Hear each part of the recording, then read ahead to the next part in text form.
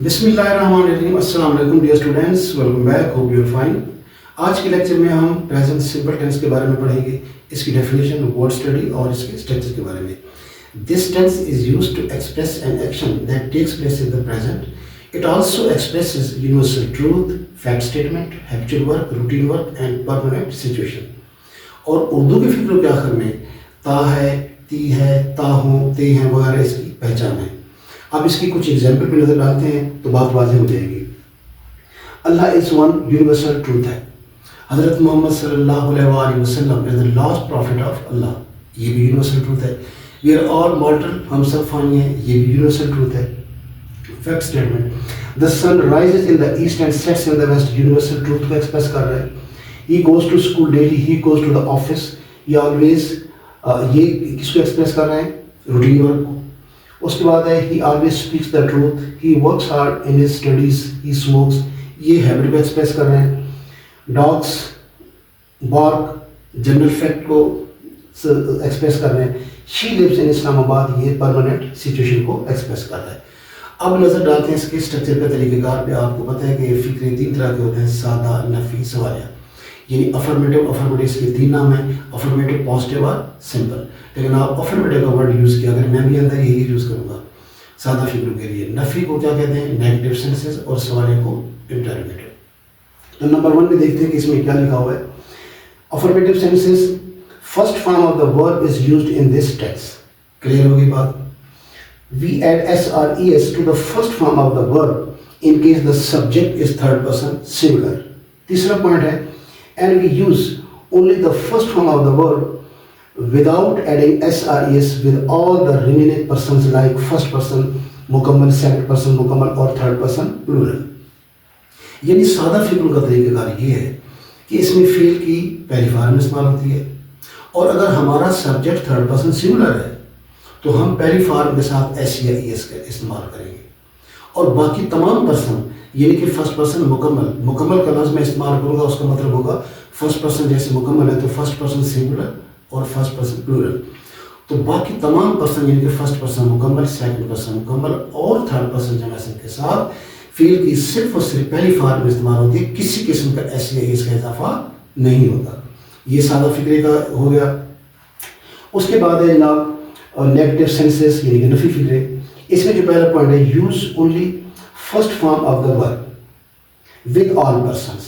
Clear हो गया? Doodles are used as helping verb, we use not right after the helping verb. अब नफी का तरीक़ाकार ये है कि इसमें फील की सिर्फ पहली फॉर्म में इस्तेमाल होती है विद ऑल पर्सन्स, तमाम पर्सन के साथ फील की सिर्फ पहली फॉर्म में इस्तेमाल होगी। एस का चक्कर नहीं है, वो सिर्फ सादा फिक्र में था। और इसमें इमदादी फेल डू और डज इस्तेमाल होते हैं, और इसी डू डज के फौरन बाद नॉट लगाते हैं। तो इसी नेगेटिव के सेक्शन में हम ये मेंशन करेंगे कि डू डज किसके साथ लगेंगे। अब डियर स्टूडेंट देखें कि हमारे पास हेल्पर कितने हैं? 2। पर्सन कितने हैं? 3। तो हमें क्या पता कि कौन सा हेल्पर किस पर्सन के साथ लगेगा, तो यहाँ हमें मेंशन करना पड़ेगा। अब जो डज है ये हम इस्तेमाल करेंगे थर्ड पर्सन सिंगुलर के साथ, और बाकी तमाम पर्सन यानी फर्स्ट पर्सन मुकम्मल, सेकंड पर्सन मुकम्मल और थर्ड पर्सन जमासन के साथ डू लगेगा। बात क्लियर हो गई? उसके बाद चलते हैं सवाल फिक्रे, interrogative sentences. Use only first form of the verb with all person. Clear हो गया? We use helping verbs, do does in the very beginning of the sentence, putting the question mark at the end of the sentence. अब सवाल में ये होता है कि इसमें भी फेल की पहली फॉर्म में इस्तेमाल होती है तमाम पर्सन के साथ, कोई ऐसी इसका इजाफा नहीं हो रहा, और इसी हेल्पिंग वर्ब यानी डू डज को फिक्र के शुरू में लगाकर आखिर में क्वेश्चन मार्क लगाते हैं। अब थोड़ी वर्ड स्टडी करते हैं इसके बारे में, प्रेजेंट के बारे में। अब PRESENT, इसको हम प्रेजेंट भी बोलते हैं और प्रेजेंट भी बोलते हैं। जब इसकी पोजीशन होती है प्रेजेंट, उस वक्त ये सिर्फ और सिर्फ वर्ब है, वर्ब भी ट्रांजिटिव है, और इसके मीनिंग बनते हैं to offer something, to give something, to introduce, to exhibit etcetera. और जब सेम और सेम स्पेलिंग, इसको हम इसकी पोजीशन करते हैं प्रेजेंट, उस वक्त ये 2 स्टेटस रखता है ग्रामेटिकली, या तो ये एज एन एडजेक्टिव है या फिर एज अ नाउन इस्तेमाल हुआ है। अगर एज ए एडजेक्टिव है तो इसके मीनिंग्स बनते हैं करंट टाइम, मौजूदा वक्त, और अगर ये नाउन है तो इसका मीनिंग्स बनता है गिफ्ट यानी तोहफा। आपने अक्सर सुना होगा कि मेरी मामू ने मुझे प्रेजेंट दिया प्रेजेंट का लफ्ज़ नहीं इस्तेमाल करते। ठीक है जी। अब थोड़ी सी इसमें और इन्फॉर्मेशन है जो बड़ी इंपॉर्टेंट है। बट विद द प्रेजेंट, यानी प्रेजेंट के साथ अगर वर्ड द लगा दिया जाए तो ये रेफर करता है, refers to current time and becomes a noun phrase means ज़माना हाल। यानी प्रेजेंट के साथ अगर द का लफ्ज़ लगा दिया जाए तो ये नाउन फ्रेज बन जाता है और इसका मतलब बनता है ज़माना हाल। यानी ऊपर जो लिखा हुआ है द प्रेजेंट सिंपल, ये इस वक्त एज अ नाउन है। इसकी दो एग्जाम्पल है, she gave me a present. अब इस जुमले में प्रेजेंट जो है एज अ नाउन इस्तेमाल हुआ है। Only 5 students were present in the class, here present is used as an adjective. बात क्लियर होगी। अब आपको मैं टिप्स देता हूँ।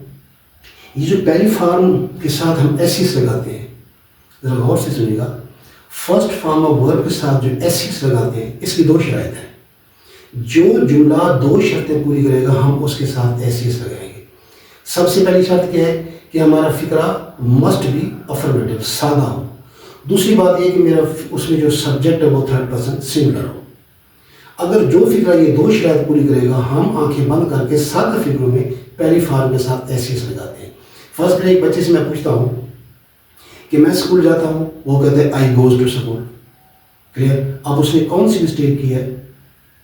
फॉर्म ऑफ वर्ब की। फिर मैं पूछता हूँ कि मैं स्कूल नहीं जाता हूँ, वो कहते हैं I does not go to school. तो उसने कौन सी मिस्टेक की है? हेल्पिंग वर्ब की। यानी जो एसियस का चक्कर है वो उसकी दो शरायत हैं, फिक्रा सादा हो, ठीक है, और थर्ड पर्सन सिंगुलर हो। फर्ज करें कि हमारे पास एक फिक्रा है, मैं स्कूल जाता हूँ। हम देखते हैं कि ये सादा है, कौन सा है? ये सादा है, इसको हमने एक टिक दे दिया। वो स्कूल जाता है, ही गोज टू स्कूल, ये भी सादा है, इसको भी एक टिक दे दिया। अब देखते हैं कि थर्ड पर्सन किसके साथ लगा है। आई कौन सा पर्सन है? फर्स्ट पर्सन सिंगुलर है, थर्ड पर्सन सिंगुलर नहीं है, तो इसको हम क्या देते हैं? क्रॉस। अब वो स्कूल जाते हैं, ही गोज टू स्कूल में ही कौन सा पर्सन है? Third person singular. ये दूसरी शर्त भी पूरी कर रहा है, तो हमने इसको डबल टिक दे दिया। लिहाजा हम इसके साथ क्या करेंगे? फर्स्ट फॉर्म ऑफ वर्ब के साथ एस लगाएंगे। दूसरी बात ये है डियर स्टूडेंट्स कि स्टूडेंट जो है ट्रांसलेशन के मामले में सिर्फ मिस्टेक ही दो करते हैं। कौन सी मिस्टेक करते हैं? फॉर्म ऑफ वर्ब की और हेल्पिंग वर्ब की। और ये दोनों मिस्टेक्स होती क्यों है? क्योंकि उसे पर्सन के टॉपिक पे कमांड नहीं है। अब कितने अफसोस की बात है कि एक बच्चा ये नहीं कि किसी और ने लिखा, अपने हाथ से लिखता है आई गोज टू स्कूल, यानी अपने हाथ से आई लिख रहा है, उसे ये नहीं पता कि ये आई जो मैं लिख रहा हूँ ये कौन सा पर्सन है। अगर उसे पर्सन टॉपिक पे कमांड होती कि मेरा आई जो है ये फर्स्ट पर्सन सिंगुलर है, थर्ड पर्सन सिंगुलर नहीं है, तो वो इसका सही इस्तेमाल करता। और इसी पर्सन के टॉपिक के लिए हमने ये इसके पीछे 14 लेक्चर किए हैं। अभी इस स्टेज पर पहुंचकर आप मुझसे कोई ये क्वेश्चन नहीं कर सकते, आपके जहन में कोई डाउट कन्फ्यूजन नहीं है कि ये सेंटेंस क्या है, सब्जेक्ट क्या है, वर्ब क्या है, ऑब्जेक्ट क्या है, ट्रांसिटिव, इंट्रांसिटिव, ऑब्जेक्ट की काइंड्स, प्रेडिकेट, सब कुछ हमने पढ़ा। वो क्यों पढ़ा? ताकि जब हम टेंसेस के स्टेज पर पहुंचे तो हमें किसी किस्म की कोई परेशानी ना हो, ताकि हम टेंसेस को स्मूथली आराम से समझ सकें। Thank you very much for listening, keep learning and watching. See you in the next segment. Stay blessed. Allah Hafiz.